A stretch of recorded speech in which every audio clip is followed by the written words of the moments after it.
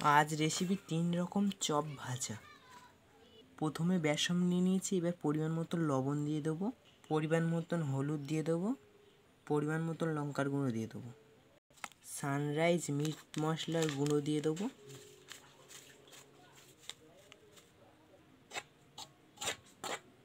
পরিমাণ মতন জল দিয়ে দেবো, দিয়ে মিক্সড করে নেব।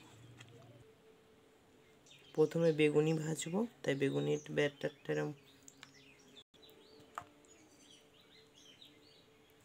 কড়াইতে সাদা তেল দিয়ে দেবো,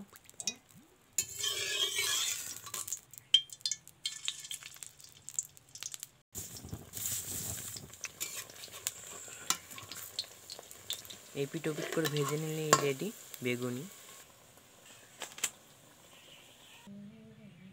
এবার কুমড়ো ফুলের বড়া,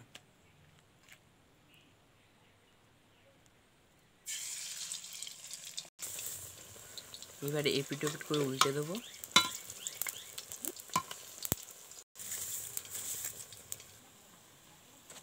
রেডি কুমড়ো ফুলের বড়া। এইবার কুলপি শাক,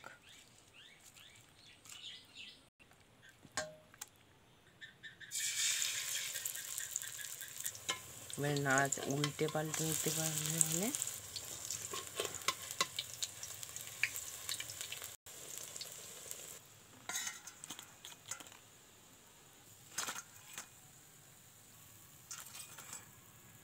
কুলপি শাকের চপ রেডি।